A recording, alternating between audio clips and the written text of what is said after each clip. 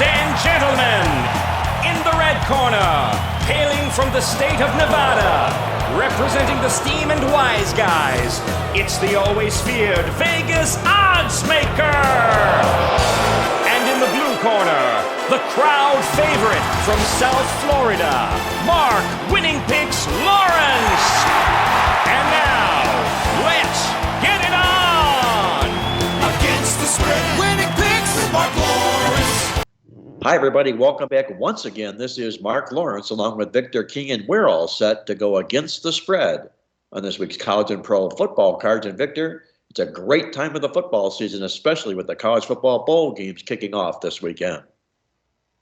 Mark, I certainly hope you have your seatbelt fastened because the bowls begin today. That's right. We're recording the podcast on Friday this week because we had not one, not two, not three, but actually 4 publications out, including our Playbook Bowl Stat Report. It just came hot off the press.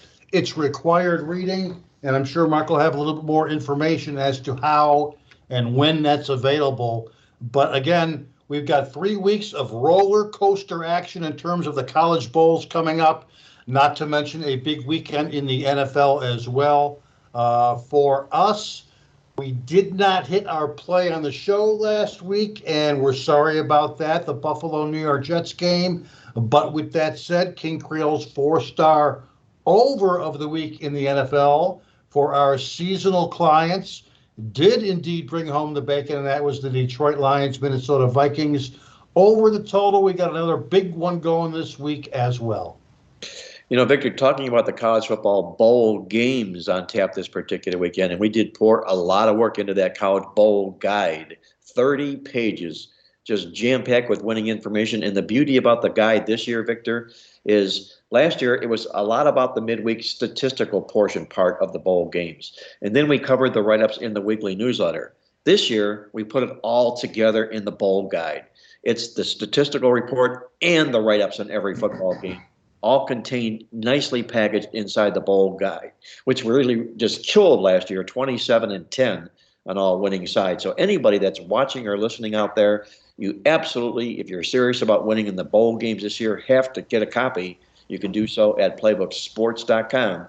That's the college football bowl guide, and a lot of what Victor and I talk about, the information we're going to pass along, comes directly out of that particular bowl guide. And speaking about the bowl games on tap this week, Victor, my first initial comment, we don't want to belabor the point because there's going to be a lot of good information moving forward on this, but I would say in my first comment in passing is there are not that many big favorites on the bowl card this year, not like we've seen before in the past. And I'm mentioning that simply from the standpoint of money line wagering on bowl games because, it's been reported and verified that it's been very, very profitable for people to just play the money lines in these bowl games and rather than handicap the game to the point spread. So it'll be a little bit tougher picking that way this year because much, much shorter lines in the bowl card. Any of your quick thoughts, Victor, on the bowl card before we get into the show? Absolutely, Mark, and I'm going to try and throw out as many bowl ATS or totals tidbits as possible throughout the course of the podcast. The very first thing I would say, Mark, would be don't be afraid of following the steam because that's kind of paid off lately. Don't be afraid to chase the action in the bowl games. That is playing a bowl team in which the line has moved significantly in their favor. Just last year alone, Mark, bowl games went 13-4 ATS. That's 77%. If you bet on a team in which the line moved in their favor by 3 or more points compared to the opening line, 13-4 ATS. So don't be afraid if you think you're late to the party, particularly if last year's results also occur this season. So that's the first thing I would say in regards to the bowls. Don't be afraid of following the steam. And Mark, before we get into the bulk of the show, we probably should say a little bit of something about the passing of Mike Leach. He had a heart attack last weekend, the head coach for Mississippi State. He passed away a couple of days ago, and it's been a difficult time. Truly a guy who was one of a kind, If you're into college football, he's one of those guys that certainly made college football the best sport. And I went on a deep dive and I went to YouTube just to check out some of his legendary videos last night. My favorite, of course, being he's describing his 10 top Halloween candies. He Nope. does stuff like that. I encourage any of our podcast viewers or listeners to revisit some of those videos. Very, very thoughtful, very, very innovative as a coach, and intellectually curious as well. Mike Leach. One more thing I want to say is there were 18 college football seasons from 2002 to 2019. In 14 of those 18 seasons, the FBS team passing yardage leader was either A, coached by Mike Leach, B, had a head coach who worked or played for Mike Leach, or C, had an offensive coordinator who worked or played for Mike Leach. Again, a tragic loss in college football. Yeah, it sure was, Victor. Those are great stats all about Mike Leach. Obviously, one of the most popular head coaches in all of college football, especially in our time. He just put a smile on your face every time you saw him in an interview or in conversation about anything. You mentioned his Halloween candies. I know he did not like candy corn. Okay, that's he made that. Who does? Yeah, exactly right. Sort of like, to me, it's like the peas of candy, but nonetheless, the one video that I did see that I really thoroughly enjoyed from him was one where it was at a halftime of a bowl game or of a football game, and they had fans from the stands come out and try and kick field goals or extra points. And one kid walked out and he just drilled a kick right down the middle. Mike Leach signed the kid, and he was the kicker for that Mississippi State team moving forward. He never missed an extra point after he signed him. Right out of the stands, fresh out of the stands. You know, that's sort of the out-of-the-box thinking Mike Leach was, and he's going to sincerely be missed. The question I'm going to run by you, Victor, before we get over to the NFL side of things is, if you're a Mississippi State football player, what's your take on the bowl game coming up with Illinois? Are you winning one for the Gipper, or are you going to be able to overcome the grim reaper black cloud that's going to hang over the program here? I would guess the first one, the former of the two, definitely win one for the Gipper. It makes this ball game even tougher to handicap because, you know, Illinois is not a bowl mainstay as well, the Fighting Illini, and they're off a great season themselves. So for me, the tragic passing of Mike Leach makes this bowl game even more difficult to handicap. We'll watch that line and see exactly where it goes, because that line will tell us what Vegas thinks about the opportunity for Mississippi State at hand in this particular game. You're tuned into Mark Lawrence Against the Spread, the nation's most popular sports handicapping talk show, along with Victor King. We're going against the spread on this week's card. And Victor, let's go over to the National Football League side of things, where we're getting closer and closer here, obviously, to the end of the regular season. And with that, obviously, the playoff picture keeps revolving and changing. Let me do this at the top of this segment here and run by the current standings of the playoff picture as they would be right now going into this particular weekend. And I can say this, that the first 5 slots, seeds 1 through 5, did not change at all from last year, or last week, I should say. Number 1, Buffalo, Philadelphia, who, by the way, is the first team to clinch a playoff berth. Number 2, Kansas City and Minnesota, who's barely hanging on as a number 2 seed, barely hanging on as a football team. Number 3 seeds, Baltimore and San Francisco. The number 4 seeds, by way of winning their division, but not by win-loss record, are Tennessee and Tampa Bay, followed up by Cincinnati and Dallas, the number 5 teams. Number 6, Miami, and the new number 6 seed over on the NFC side of things, the Washington Commanders. The number 7 seeds are New England and the New York Giants, moved up from last week. New England up, Giants down, I should say, from last week. Number 8, just on the outside looking in, you've got the LA Chargers and the Seattle Seahawks, who seem to be backpedaling a little bit here of late. Number 9 seeds, the New York Jets and the Detroit Lions, and who are hooking horns, by the way, this particular week. And number 10 seed, Jacksonville and Green Bay. So that's where we stand as far as the NFL playoff picture goes coming into this particular weekend. And what we'd like to do here, Victor, is also share a thought from our good friend Steve Crabb, the Texas tornado in Dallas, and he nominates every week a team for his most embarrassed team, a team that might have a reason to play this week. I know he nominated the Indianapolis Colts, who didn't play last week, but they were thoroughly embarrassed the week before coming off their bye. Who would you nominate for your most embarrassed team this week, Victor? Good question, and I might submit a team that, what about a team like the Tampa Bay Buccaneers? I know it was a difficult opponent last week on the road against the San Francisco 49ers, but it was against a rookie quarterback in Brock Purdy as they lost, Jimmy Garoppolo in the first few plays of that game. But it was pretty much a shit-the-bed performance from Tampa Bay, both in the offensive side of things and even on the defensive side of things. They lost 35-7 in that game. It was the worst loss for Tampa Bay in the Tom Brady era since way back in 2020 when they lost to the Saints 38-3 in that weird home game back in 2020. And again, in that game against San Francisco, what do I have here? Only 69 yards rushing. They're having difficulty running the ball, Tampa Bay, and 400-plus yards allowed on defense as they basically allowed San Francisco to just run up and down the field with that great 49er rush defense. So there's a team I would submit to you, perhaps the Tampa Bay Buccaneers, who are a little bit red-faced and may take out some of their aggression perhaps this week. Yeah, they would be my nominee as well. That was about as bad and embarrassing loss as Tom Brady would want to endure. In fact, I ran it through our coaches' data, or our quarterbacks database, and it was his third worst loss of his career. And you have to think that he might have something to say this particular week. It goes into what I think we're going to talk a little bit about more further on in the show when we get to Andy Iskoe and his segment in the show. But I agree with you. I think it would have to be that would be my nominee as well for the most embarrassed team in the National Football League. And with that, Victor, let's hop over now to what will be our college football bowl play of the week. It's kind of strange to say. We've got a bowl play of the week going this week. It's going to be in the Frisco Bowl, not the San Francisco Bowl, but the Frisco Bowl, which is actually in Frisco, Texas.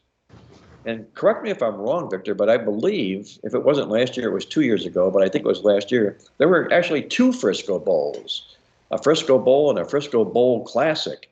And I think they kind of wanted to get their feet in the water as becoming a fan-friendly site for bowl teams to kind of want to come and play their football games.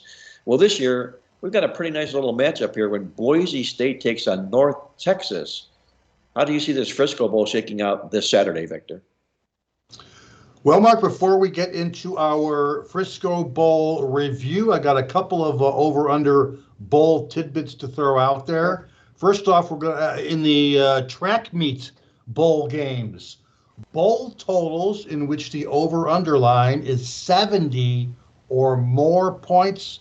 This is kind of our cutoff line. These have actually been very good under plays. They've gone 2-6-2 over-under. That's 75% under the total, all bowl games in which the over-under line is 70 or more, and that's in the last 6 seasons. So we probably want to throw caution in the Holiday Bowl with North Carolina and Oregon already over that point total in terms of the line, and a couple other games also approaching that point of 70 or more points in the game. And I touched on this a little bit last week as well in our How Low Can You Go department. This bowl game is still a long way off. We're talking New Year's Eve, but the Music City Bowl, Iowa versus Kentucky, the current over-under line is anywhere from 31 to 31.5 points. Obviously, it's the lowest bowl total of all time, and in the 2022 season, it's had the 3 lowest over-under lines in college football history. That's Iowa versus Kentucky in this bowl game. Iowa versus Minnesota earlier in the year had an over-under line of 31.5. And of course, in last week's Army-Navy game, the line was 32.5. The under looked pretty good throughout most of the game. But you know what happens, Mark, when college football games go into overtime, it's where unders go to die. And that's what happened, as for the first time in a long time, that game did go up going over the total, thanks to overtime. Now, with that said, let's get into this bowl, the Frisco Bowl. North Texas, 8-5 over-under on the season. Pretty good over team. The Boise State Broncos, 6-7 on the season. The game opened 55.5. It has steamed over. It's at 59.5. It's gone up 4 points as we record the podcast here on Fridays. Of course, you got two teams that lost in their conference championships. They're scoring off in this prime time period to close out the Saturday 6-game bowl slate. And despite the line move, I'm still liking the over. You know, people will tout Boise State's great passing defense. But if you dig a little bit deeper, you'll notice that the Broncos have allowed 27, 28, 31, and 34 points in their 4 losses this year against UTEP, against Fresno State with a healthy Jake Haener, against BYU, and against Oregon State, respectively. In their 9 wins, they faced 1 FCS opponent and 7 FBS schools that currently rank outside the top 100 in passing yards per game. So their numbers are quite skewed. The only competent passing offense that it defeated was Fresno State, again, when the Bulldogs started their incompetent backup quarterback. The secondary for Boise State, it's more exploitable than their season-long metrics would suggest. And, of course, you've got a North Texas quarterback in Austin Ewan who should rely on plenty of those explosive passing plays that North Texas is famous for against a secondary and a pass rush that's really not at full strength these days. And, of course, on the other side of the ball, defensively, North Texas, they cannot stop the run. They rank in the bottom 5 nationally in both defensive line yards and opportunity rate. They get no push up front and allow way too many yards in the secondary level versus the linebackers, versus the defensive backs. And that could very well spell disaster against a Boise State offensive line that ranks in the top 25 in both of their quarterbacks. And the fact that Boise State has a dual threat quarterback in Taylon Green and a great running back, too, in George Holani, that should both have a field day on the ground. And not only that, we got a secret weapon for Boise State as well, and that's legendary offensive coordinator Dirk Cotter in his last hurrah before retirement. You think he's going to have a few tricks up his sleeve? I think so. For comparison, another Mountain West opponent with a dynamic mobile quarterback faced the Mean Green from North Texas this year, and they allowed UNLV to run for 365 yards in a 58-27 loss earlier in the season. And you got to think that this is going to be a high level of aggressiveness in regards to offensive play calling by both teams, because neither team has anything to lose on Saturday night. So, Mark, look for explosive plays on both sides of the ball. A lot of points, final score somewhere in the range of 38-30. Yep, we're going over the total in this week's Frisco Bowl. Victor likes that Dirk Cutter angle in this bowl game here. He's going to load it up here, light up the scoreboard, going to go over the total in this game between the Broncos and the Mean Green. Coaching changes, that's what college football bowl games are all about. And we've got one in this particular bowl game. Seth Luttrell, the head coach from North Texas, was fired kind of almost unexpectedly, maybe expectedly. All I know is for sure that 2 years ago, Seth Luttrell's name was on the hottest of lists of coaches that would be desired to move up to a Power 5 status. And then after all that talk was out there, he completely tanked it. And it cost him his job, unfortunately. Phil Bennett will be the interim coach here coming in for North Texas, the former head coach, to coach this football game. And all the while it's happening, they just hired on Tuesday of this week, their new head coach did North Texas. His name is Eric Morris. He's going to be up in the stands watching this football game. And what I like about new coaches coming in, or with interim coaches on the scene, with the new coach having already been signed, as is the case here with North Texas, these players are playing for their jobs for next football season here. It's not waiting until next year to get out and make that first impression. They're going to want to make their first impression right here, right now, when that coach is on site at the bowl game looking at this particular contest. You look at this North Texas football team here. They've been a really good football team. Their conference, I should say, has been when they're coming off of a double-digit loss and they're taking on a Mountain West Conference opponent. A perfect 5-0 to the spread in this particular role. And on the flip side, you've got almost the opposite in Boise State. Double-digit bowl favorites who lost their conference championship game are only 2-8 to the spread. So you've got a little bit of a collision of one good, one bad, perfectly meshing together in this football game here. I'm going to take the points here with the Mean Green in this football game and see if they don't show their wares in front of their new coach watching this football game from afar. Give me North Texas plus the points for my side in the Frisco Bowl game on Saturday. You're tuned into Mark Lawrence Against the Spread, the nation's most popular sports handicapping talk show. And with that, Victor, let's hop it over to our National Football League team of the week. And as we come down the stretch here, the pickings are getting better and better each week, just simply because we've got teams that are either in the bowl, or I should say in the playoff picture, or looking to improve themselves in the playoff picture here. And we've got a matchup the same way in the AFC Conference when the Tennessee Titans go out to Los Angeles to take on the Chargers this Sunday. Victor, how do you see the Titans and the Chargers faring on Sunday? Mark, before we get to the game, I got a few more little NFL tidbits that I'm going to run through you really, really quickly here. Great. And the fact that we have 3 games on Saturday deserves a deep dive into our database. Not only are there 3 games on Saturday this week, but next week we got like 8 or 9 games on Saturday on New Year's Eve as well. So if you're a road team playing on Saturdays, you've done pretty damn well. Saturday road underdogs in the NFL have gone 73-41 against the spread. That's 64% since way back since 1982. We're talking a 40-year period. And that's just flat out playing the Saturday road underdogs in NFL regular season games. Not only that, but the numbers improved to 31-7 ATS when these teams are taking on any opponent off a loss. That's 82%. And in fact, in the last 15 years, these teams have actually gone 12-1 against the spread. And guess what? There are 2 of those road dogs taking on an opponent off a loss this week in the Saturday games. And we'll let you guys figure out who those 2 teams are. And one more from a totals perspective in Saturday games.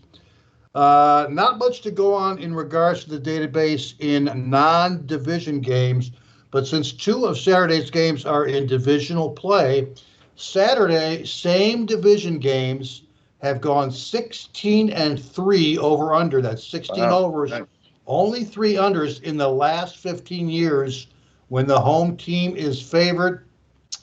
On Saturday, Cleveland's at home, favored against division rival Baltimore. Buffalo's at home, favored against division rival Miami.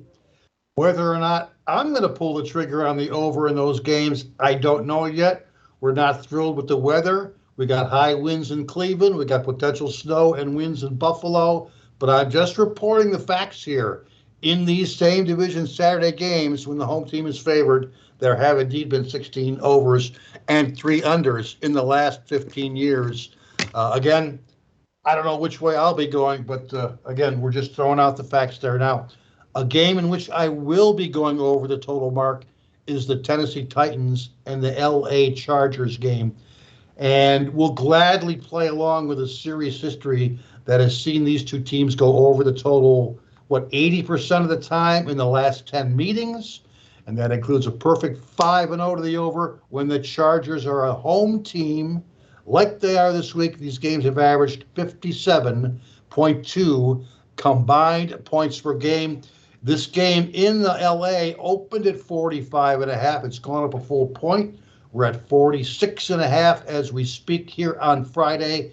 And again, if you're going to join me on the over, now is the time to do it before we get into that key number range of either 47 or 48 points.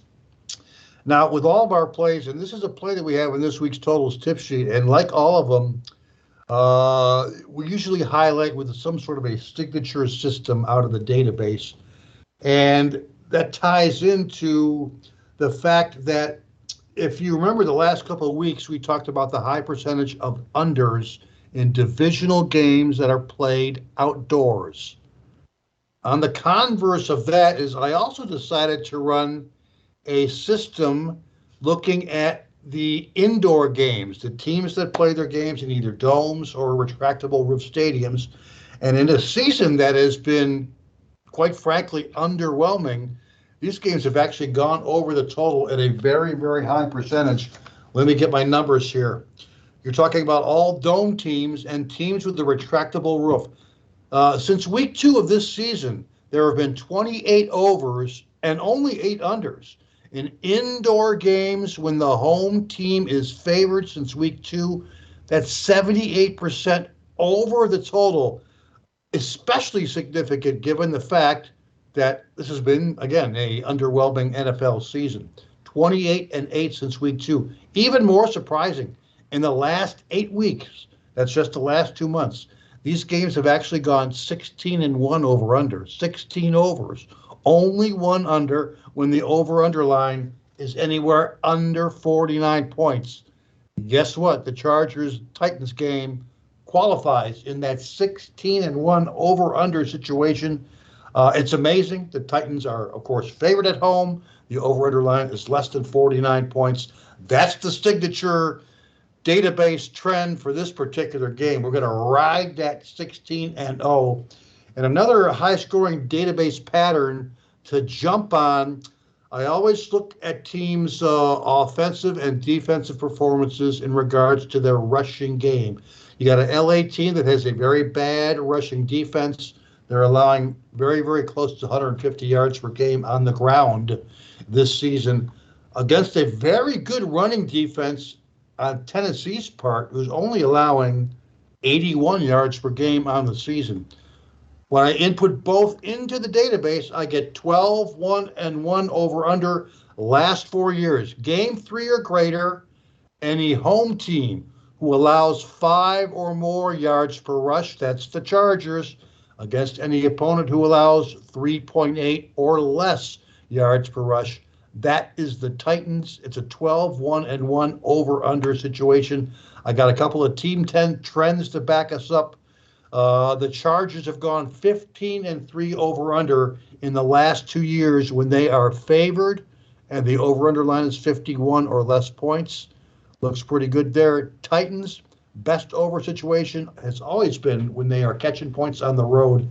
They've gone 17-4 over-under last 5 years as road dogs of 2 or greater points when the over-under line is less than 53. We got some good database situations that indicate this game will be higher scoring than people think, and that's the way we'll be going in this late afternoon kickoff on Sunday, Mark, the Titans-Chargers over the total.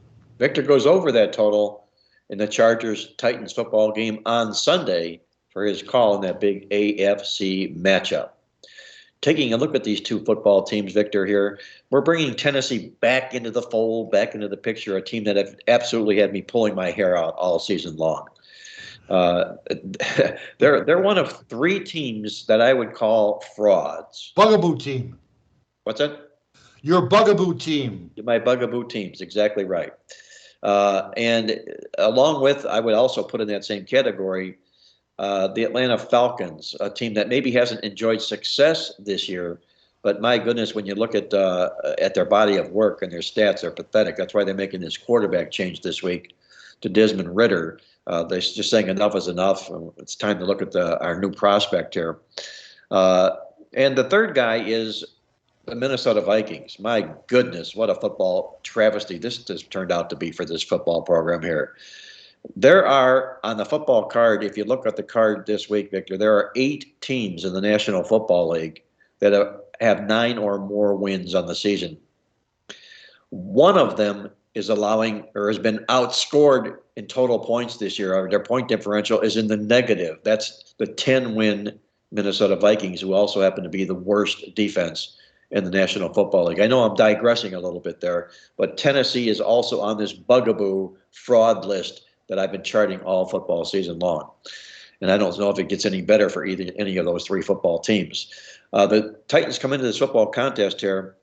I think the biggest thing they have working for them here is the fact that this Charger rush defense is the worst in the league.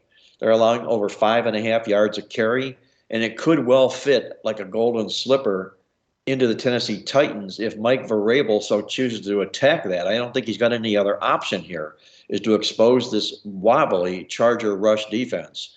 And I think it can be exposed coming into this football game. You're taking a look at a Charger football team that comes off of arguably their best performance of the season last week. Justin Herbert lit things up. In fact, he's right now in a race, if you will, for most passing yards in the National Football League, just behind Patrick Mahomes, if you will, doing a real nice job that way this year. But when I see mediocre or bad football teams come off of their best effort of a season, I want to try and make a case to fade them, especially when they're dressing up and laying points to a team that has a better record than they do, and that's the case for Tennessee. So give me the big clothespin here, Victor. We'll try Tennessee one more time. The big bugaboo, I got to play them plus the points against the Chargers, and what I think is a fade roll for the LA Chargers on Sunday. Put me down for the Tennessee Titans. You're tuned in to Mark Lawrence Against the Spread, the nation's most popular sports handicapping talk show.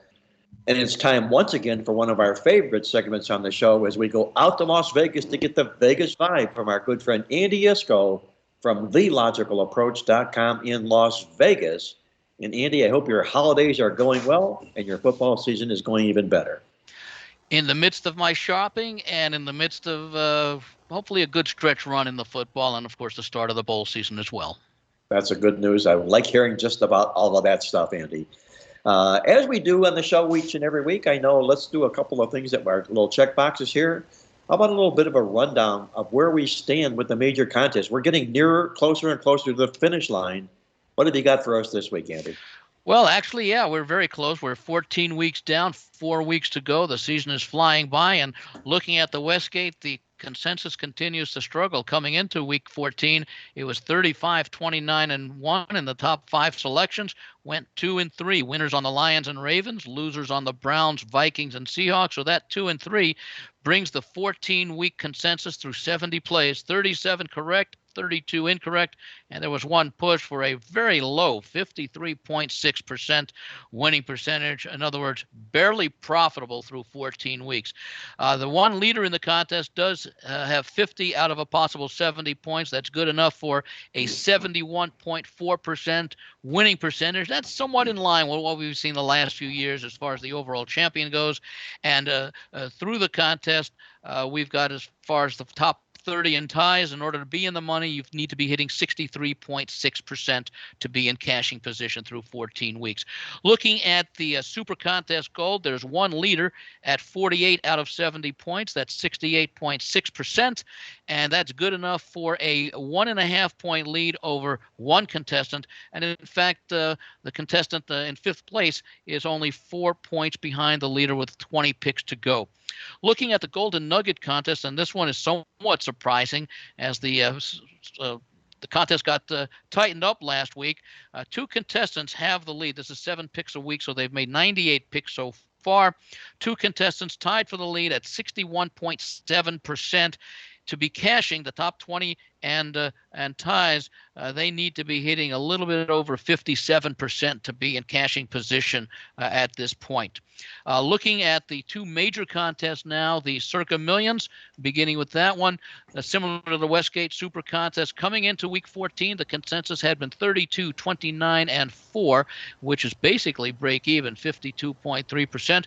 However, the consensus did have a good week going 4-1 with the Chargers, Bengals, Eagles, and Lions all covering their lines. The one team that did not cover its line was Seattle. So 4-1 brings the season results to 36, 30, and 4. That's 54.3%. Marginally profitable, but at least reversing the recent trend of going down. And so we'll look for a strong finish, hopefully, from the consensus. There's one leader in the Circa Millions that carries the $1 million first prize. They pay 100 places. 71.4% currently leading the Circa Millions, very much like the Westgate. That's 50 out of a possible 70 points. This contest pays the top 100 in ties, and currently, if you're hitting 62.9% or better, you are in the money. In fact, 124 people are currently cashing because there's 29 people tied for the final 5 payoff spots in the circa millions. And finally, to the big contest where the big news was last week, the Circa Survivor. 6,133 entries started the season. Through week 13, they were down to 70, and it was a big losing week this past week. In fact, of the 70, only 30 advanced. Wow. The ones that got eliminated, Seattle cost 15 entries their survival. The Titans went down with 12, Raiders 11, and then one each on the Steelers and the Cardinals. The teams that advanced, there were a total of 7 teams that were selected that did advance. The Cowboys led with 8, followed by the Bills, the Bengals, the Lions, the Chiefs, the Eagles, and the Patriots. So 30 remain with 5 contest weeks to go because of the double week on Christmas. That's less than just under 1/2 of a percent of the original field. And again, it looks as though we may end up going down with a tie, but 30 at this point is a little bit more than what we had last year when we had much fewer contestants and 5 people ended up tying. So 30 to go with 5 contest weeks remaining. Well, it's getting whittled down, Andy. We're getting closer and closer to that finish line. And as you always do, Andy, I know our listeners would love to know what you've heard in Vegas about the advance lines on this week's football card. If you can run those by a rundown for us, we would greatly appreciate it. Well, one of the games, let me start with the Saturday games. One that's interesting because there hasn't been any movement to speak of. Dolphins at the Bills. Over the summer, Buffalo was a 7.5-point home favorite. When they posted the advance line, Buffalo was a 7.5-point home favorite 10 days in advance of the game. When they reposted it Sunday night, Buffalo was down to 6.5, but they've since been bet up to 7. So a good job by the lines makers 14 weeks prior to the start of the season. As far as the other Saturday games go, no significant movement other than the Minnesota game, which over the summer the Vikings were 2-point home favorites. The advanced 10-day line had them at 5.5, and money has steadily come in on the Indianapolis Colts for the Saturday game. Opened on Sunday at 4.5, currently 3.5. Looking at some of the other games that will be played on Sunday, Pittsburgh, and unfortunately I'm using the order that they had over the summer as opposed to the current rotation order, so it may flip around a little bit. Pittsburgh over the summer was a 1-point road favorite at Carolina. The 2-week advance line opened 3. Then with injuries with Pittsburgh and Carolina's fine performance to the extent that they now control their destiny in the NFC South, they opened a 1-point favorite on Sunday evening, and that has been bet up to 3. Eagles were only 3-point road favorites at Chicago over the summer, and then the advanced line and the current lines have them going from 8 up to 9, more reflective of what's happened throughout the season. Kansas City over the summer had already been put in as a 10-point road favorite at Houston. However, the advanced line, which remains the opening line on Sunday, and the current line has the Chiefs at 14. One game that's worth mentioning is Dallas at Jacksonville, because the line is somewhat surprising considering the fortunes of both of these teams, although Jacksonville has played better of late. Over the summer, Cowboys were only a 4-point road favorite at Jacksonville. That's despite Jacksonville coming off its tumultuous 2021 season and the Cowboys winning the NFC East with a 12-5 record. So it's somewhat surprising they opened at only 4 points. In fact, the advanced line before last week's games had Dallas a 5.5-point road favorite, and when it opened again after the Sunday's action, Dallas was a 6-point road favorite. However, apparently a lot of people are maybe overreacting to what they saw on Sunday with Dallas's struggles against Houston and Jacksonville's brilliant performance against Tennessee. That line is down to Dallas, just a 4-point road favorite. Other games that catch my attention: the Tampa Bay hosting Cincinnati game. Over the summer, the Bucs were 5-point home favorites over the defending AFC Super Bowl losing AFC champion but Super Bowl losing Bengals. The advanced line, based upon how Tampa Bay has struggled and Cincinnati has caught fire, had the Bengals 2.5-point road favorites. It opened Sunday for the big wagers coming in at 3, and then 3.5 is where it currently stands. The Saints and Falcons. Atlanta Saints 7-point home favorite over the summer. However, the fates of the two teams, both teams struggling, although Atlanta playing much better. Saints were a 10-day advance favorite of 3.5, and that's where it opened Sunday night, and that's where it remains today. One thing that's another one, much like the Buffalo-Miami game, Washington and the Giants. Lines makers over the summer had the Commanders a 4-point home favorite. Remember, these teams tied just 2 weeks ago, Washington coming off of its bye. The advanced line before last week and after that tie game did have Washington a 4-point home favorite. When they reposted the lines after the Giants' pitiful performance against Philadelphia, Washington was a 5-point favorite. That settled back down now to 4.5. So another great job by the lines makers estimating what the line would be 14 weeks before the game was going to be played. And then just of note, this is not really too much of a surprise. Packers were 2.5-point home favorites over the defending Super Bowl champions over the summer. However, based upon the play throughout the part of the season, the Rams struggling much more than Green Bay. Green Bay in the advanced line was a 9.5-point home favorite over the Rams. Of course, we saw that great performance by Baker Mayfield against the Raiders a week ago Thursday after that advanced line came out. And on Sunday after the Packers on their bye, the Packers opened 8-point favorites, and that's been bet down to 7 for what could be an interesting Monday night game this week. A great recap from Andy Iskoe joining us from Las Vegas from TheLogicalApproach.com with all the early advanced line look-aheads for this weekend's NFL football card. And Andy, as we always do on the show before we let you go, our listeners would also love to know what you like for your complimentary play this week. Well, Mark, I'm going to go with a team that I've been on or against the last few weeks. I think I talked about it the last few weeks, and that's the Cincinnati Bengals. They're off those 3 straight intense games at Tennessee versus Kansas City and versus Cleveland. And, of course, all 3 were wins. As suggested last week, any letdown that might have occurred last week against Cleveland was likely not going to occur because of the embarrassing loss revenge for that that Halloween night massacre that the Browns put on the Bengals. And I did think that if a letdown was going to come, it would be either this week or next week when they went outside of the division. And in fact, I figured it might be more against Tampa Bay this week because it's a non-conference foe as opposed to a conference foe, New England, next week. Now, Cincinnati does control its own destiny, so they would like to obviously win this game. Tampa Bay not totally out of it yet, although Brady appears to be showing his age. I do have some issues with Tampa Bay in their lack of a running game, but I think we see the good effort out of Tampa Bay. And one thing, and you follow trends a lot, Mark, and I do also, I often use them as a means of checking, is my selection going against something that's really strong in the opposite direction? And it turns out one of the things that I use, and we usually start around a month and a half into the season, is how do teams in certain roles perform after a result in a certain role?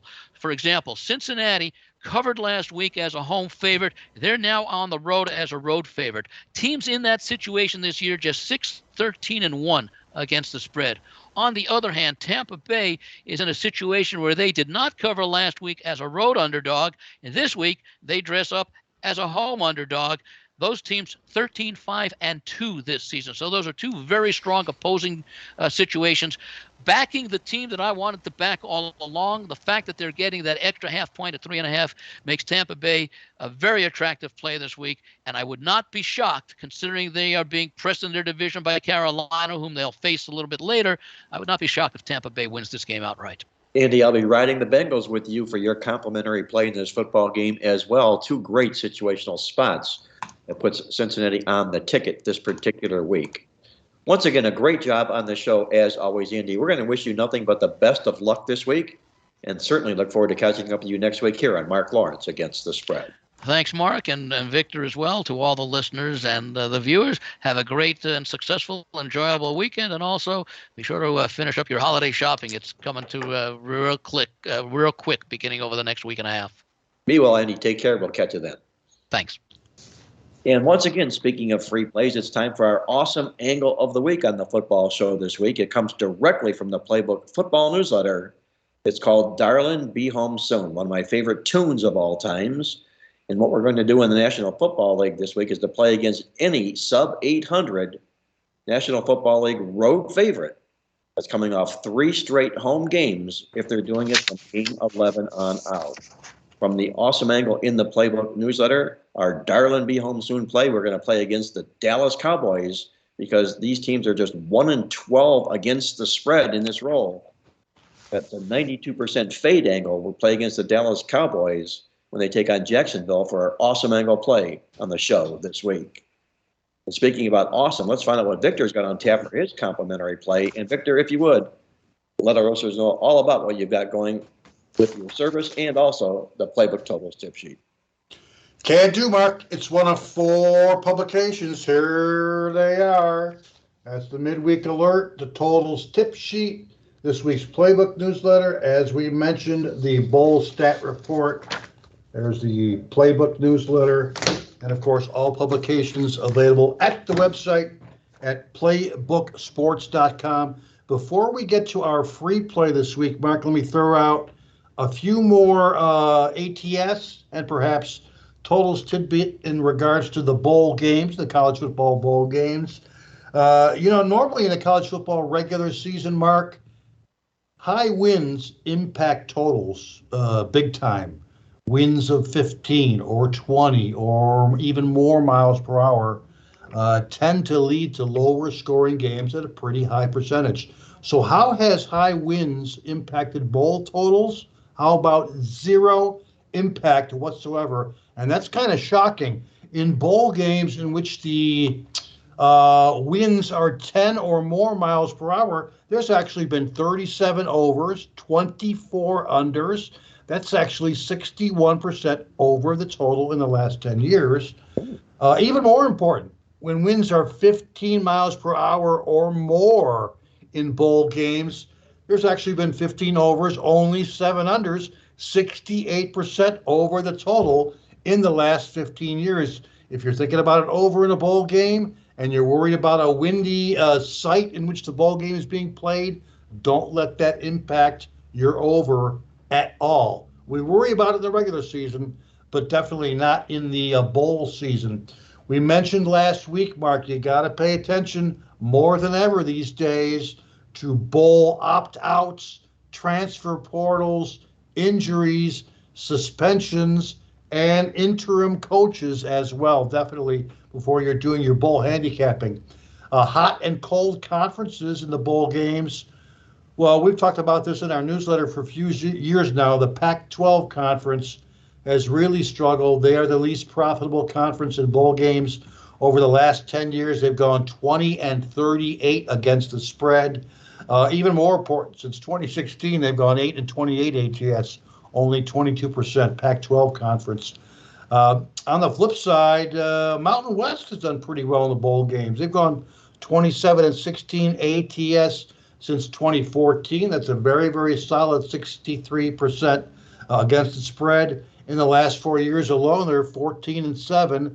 And not only that, but this conference, the Mountain West Conference, has been 500 or better ATS in every bowl season over the last 7 consecutive years in a row. Right. And finally, in our rapid fire, fast and furious, Mark, James Franklin of Penn State has coached 10 bowl games. He's gone 8-2 to the over in those 10 bowl games.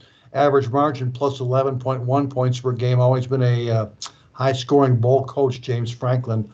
All 6 of Duke's last 6 bowl games have gone over the total. There is a but here, though. However, he's playing Central Florida, and Gus Malzahn, who has coached 8 full bowl games and gone actually 75% under the total. And finally, Minnesota-Tennessee State head coach Rick Stockstill, been a good bowl over coach in his 9 bowl games in his career, 7 overs, 2 unders, including a perfect 5-0 to the over in his last 5. So that should just about do it, Mark, for our bowl ATS and totals tidbits. And for this week's free play, we're going to give the ball to one of our doggies. The other doggie, Monkey, is already in the house with a winner this week from the totals tip sheet, as she had a play on the 49ers and Seahawks under the total in the Thursday night game. It went pretty easily under the total. Our King Creole service had a 2-star winner on that play as well. So we're going to be giving the ball to Tuco this week with another team total. And that team total, there we go. And that team total for Tuco is going to be on the Dallas Cowboys this week. They're on the road against the Jacksonville Jaguars. And Tuco's got Dallas to score over 26 points in this particular game. Heck, We all know how hot Dallas is. They are as hot as any team in the league when it comes to offense, that is for sure. And all we're asking of the Cowboys this week is to do what they have done in each of their last 6 games, score 27 or more points. They've notched, 49, 28, 40, 28, 54, and 27 points in that time frame. And one can argue that last week's game, only 27 points, including a last-minute touchdown against Houston, that Dallas is kind of looking for a whipping boy this week. And let's see here. Well, so we've got an average of 423 yards per offense per game in that 6-game time frame. Easily the number one offensive performance in the NFL. Our task shouldn't be too tough considering the fact that the Jaguars are let me see here, the 6th worst defense in the entire league. They're number 27 overall. And in Dallas's 4 games this year against the bottom half of the league in defense, they have scored 35.0 points per game. And in Jacksonville's 4 games against top 10 offenses, they've allowed 29.3 points per game. Of course, after that big-time win over Tennessee last week, that's the Jaguars, we note that NFL dogs of greater than a field goal have allowed an average of 31 points per game off a division road dog win the previous week. The visiting Cowboys are off 3 straight wins as double-digit favorites. NFL teams have averaged 31.1 points per game off 3 straight wins in a row as a big favorite of 10 or more. That applies to the Dallas Cowboys this week. I don't know how many points that Jacksonville will score in this particular game, but Tuco loves the Cowboys to score over 26. That's our team total of the week. Not only that, Mark, our King Creole service has a big one going this week in the NFL. It's our 5-star game of the month for December. It's a game that's going over the total. It's in one of the, we could even say it's an under-the-radar game. It's a game in which a lot of people will not be joining us on the over. It's definitely my kind of game. So you want to join us for that one. It's already up at the playbooksports.com website. It's our 5-star game of the month for December. It's a game going over the total. And with that said, Mark, I think somebody else has got a big one going in the NFL this week. And best of luck to you with your first bowl selections of the weekend as well. Well, I appreciate that very much. Thank you, Victor. And once again, Victor, that big 5-star total going on this weekend's NFL football card. Get it now at playbooksports.com. Might be the best move you'll make this weekend. Let's move over to my complimentary play on the football card this weekend. Before I get there, just a quick note. My weekend, I have a big 5-star NFL game of the month week of winners. And what it includes, guys, is every NFL football selection play I make this weekend and my first 2 big college football bowl releases, one of which is a big 4-star play. You can get it all for $99, every selection I make from Saturday through next Thursday in the bowl games. Log on at playbooksports.com or give our office a call toll-free for that big 5-star week of football winners at 1-800-321-7777. My complimentary play on the football card this week, we're going to look inside the National Football League here. Get the clothespin out once again, Victor. It's that time of the year where these big, high, top-rated teams in the National Football League take on these bottom-rung teams, and they almost always play down to their level. We saw it happen last week when the Dallas Cowboys fell asleep at the switch against the Houston Texans. They were down at the half in that football game before they realized, hey, we've got a football game here, guys. We've got to play. We're going to do the same thing again this week here. We're going to fade the Kansas City Chiefs, laying a whopping amount of points here against, again, the Houston Texans, who, by the way, are 4-1 to the spread. The last 5 is double-digit home dogs. And they're taking 2 touchdowns in this football game. You've got a Kansas City Chiefs football team that has not only struggled in this particular role, but also against teams out of the AFC South. The last 6 times they met teams out of this division, they're only 2-6 against the point spread. They're also in the 3rd of 3 straight road games in a row. You simply don't lay 14 points in the National Football League when you've been on the road 2 previous weeks and you're doing it again for the 3rd week, especially in a letdown situation, which is exactly what this game is all about here. And Kansas City, by the way, just remember this, guys. They're not a very good football team down the stretch in the National Football League. And in fact, if you go back and look at them the last 3 years, they're just 4-10 to the spread in their final 6 games of the season. Heck, they're only 5-9 to the number in all their football games this year. They're a football team that just doesn't live up to the billing and the hype. And with that, we'll play the points with the Houston Texans in this football game for my complimentary play on the show this week. And don't forget to download your copy of the College Football Bowl Guide. Also, the totals tip sheet and the Playbook Football Newsletter. Get them all, that 3 for a quarter deal Victor always talks about. All 3 of those big publications. You can pick them up this week and throw the Bowl Guide on top of it. It might be the best combine bundle buy you'll make this particular week. For Victor King from King Creole Sports and our good friend Andy Iskoe from Las Vegas, this is Mark Lawrence. Until next week, reminding you to always remember to bet with your head, not over it, and good luck as always.